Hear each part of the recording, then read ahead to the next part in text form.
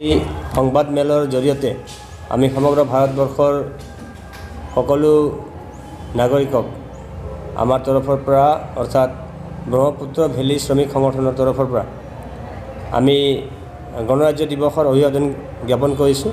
সকলোৰে সুখ শান্তি হওক তাৰে কামনা কৰিছোঁ। আমি সকলোৱে জানো যে আজি গণৰাজ্য দিৱস 1950 চনৰ 26 জানুৱাৰী তাৰিখেই আমাৰ ভাৰতৰ পবিত্ৰ সংবিধানখন লাগু কৰা হৈছিলে। আজিৰ পৰাই ইফেক্টত আহিছিলে আৰু সেই সংবিধানৰ প্ৰস্তাৱনা অনুসৰি ভাৰতৰ প্ৰত্যেকটা জাতি জনগোষ্ঠী সমান অধিকাৰ ভোগ কৰিব পাৰে। কোনো উচ্চ নাই, কোনো নিচ নাই, সকলো সমান। আৰু সেইখন পবিত্ৰ সংবিধানেই আমাক ভাৰতবৰ্ষত সকলো ধৰণৰ অধিকাৰ প্ৰদান কৰিছে। কিন্তু আজি আমি অনুভৱ কৰিছোঁ যে স্বাধীনতাৰ প্ৰায় 75 বছৰ হোৱাৰ সময়ত লগতে গণৰাজ্য দিৱসৰ 72টা বছৰ পাৰ কৰাৰ পিছতো আমি এচাম মানুহে এতিয়াও যে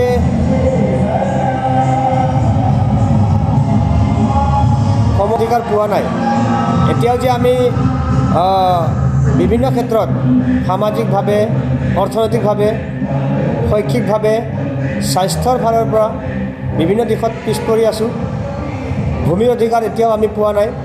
এই বিষয়টোৱে আমাক উদ্বিগ্ন কৰিছে আৰু সেয়েহে 26 জানুৱাৰীৰ দিনা ভাৰতবৰ্ষৰ পবিত্ৰ সংবিধান, যি সংবিধানে ভাৰতৰ প্ৰত্যেকগৰাকী নাগৰিকক নিৰাপত্তা দিয়া, অধিকাৰ দিয়া, সুৰক্ষা দিয়াৰ গেৰেণ্টি দিয়ে, সেই সংবিধানখন লাগু হোৱাৰ দিনটোতেই, গণৰাজ্য দিৱসৰ দিনটোতে আমি আমাৰ দুখখিনি প্ৰকাশ কৰিব বিচাৰিছোঁ, আমাৰ উদ্বিগ্নতা আমি প্ৰকাশ কৰিব বিচাৰিছোঁ।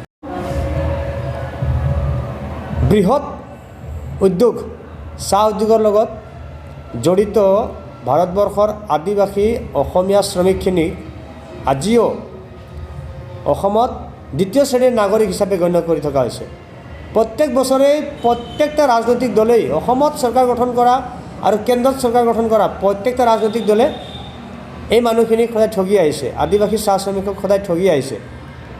অসমৰ কোকৰাঝাৰৰ পৰা ডিব্ৰুগড়লৈকে, বৰাক ভেলী, ব্ৰহ্মপুত্ৰ ভেলী, গোটেইখিনিত যি লাখ লাখ চাহ শ্ৰমিকে আৰু আদিবাসী মানুহখিনি বসবাস কৰি আছে, তেওঁলোকক প্ৰত্যেকখন চৰকাৰেই অনুসূচীকৰণ কৰিম বুলি প্ৰতিশ্ৰুতি দি আহিছে। কিন্তু আজিলৈকে অনুসূচীকৰণৰ কোনো ধৰণৰ প্ৰেক্টিকেল ৰূপ আমি দেখিবলৈ নাপালোঁ। কি কংগ্ৰেছ, কি অসম গণ পৰিষদ, কি বিজেপি, প্ৰত্যেকটা দলেই কিন্তু এই প্ৰতিশ্ৰুতি দিছে আৰু প্ৰতিশ্ৰুতি দিয়াৰ সময়ত তেওঁলোকে কৈছে যে আপোনালোকৰ যিটো অনুসূচীকৰণৰ দাবী সেইটো ন্যায্য দাবী। আৰু ৰাজনৈতিক দলবিলাকে ন্যায্য দাবী বুলি ফালে আমাক কোৱাৰ পিছতো আৰু এই দাবী আমি পূৰণ কৰি দিম বুলি কোৱাৰ পিছতো কিন্তু স্বাধীনতাৰ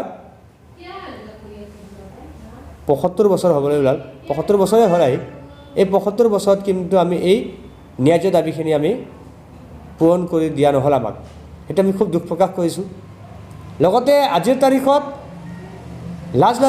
যিকোনো চৰকাৰৰ কাৰণে এটা লজ্জাৰ কথা, লজ্জাৰ বিষয় যে আজিৰ তাৰিখতো 21 শতিকাৰ যিটো বিজ্ঞানৰ চৰম উন্নতিৰ দিনতো আমি কিন্তু অসমৰ আদিবাসী চাহ শ্ৰমিকে হাজিৰা বৃদ্ধিৰ দৰে এটা সাধাৰণ বিষয়ত আন্দোলন কৰিবলগীয়া হৈছে। চৰকাৰৰ পুলিচৰ মাৰ খাবলগীয়া হৈছে, গুলি খাবলগীয়া হৈছে। গতিকে আজিলৈকে প্ৰত্যেকখন চৰকাৰেই, প্ৰত্যেকটো ৰাজনৈতিক দলে হাজিৰা বৃদ্ধিৰ কথা কৈ আহিছে। যোৱাবাৰ যিটো বিজেপি দলে চৰকাৰ গঠন কৰিলে তেওঁলোকেও হাজিৰা বঢ়াই দিম বুলি কৈছিলে, কিন্তু আজিলৈকে হাজিৰাটো বৃদ্ধি নহ'ল। তাৰোপৰি চাহ বাগিচাবিলাকৰ ভিতৰত শিক্ষাৰ সমস্যা, কোনো এখন চাহ বাগিচাৰ ভিতৰত চৰকাৰী স্কুল নাই, চৰকাৰী LP স্কুলেই নাই, ME স্কুলটো দূৰৰে কথা, হাইস্কুল দূৰৰ কথা, কলেজ দূৰৰে কথা, চৰকাৰী স্কুলবিলাক চৰকাৰী স্কুল হোৱা নাই। টেটত তেওঁলোকে শিক্ষক নিযুক্তি দিয়া নাই। গতিকে শিক্ষাৰ বিৰাট ডাঙৰ সমস্যা আছে, স্বাস্থ্যৰ সমস্যা আছে।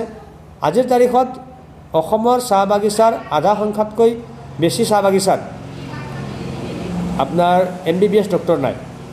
বহু চাহ বাগিচাত এম্বুলেঞ্চ নাই। গতিকে তেনেকুৱা এটা একেবাৰে খোপা ঢিলা, একেবাৰে ভাঙি যোৱা শিক্ষা ব্যৱস্থা আৰু স্বাস্থ্য ব্যৱস্থাৰ মাজত মানুহখিনিয়ে নিজৰ জীৱন অন্ধকাৰৰ ফালে গতি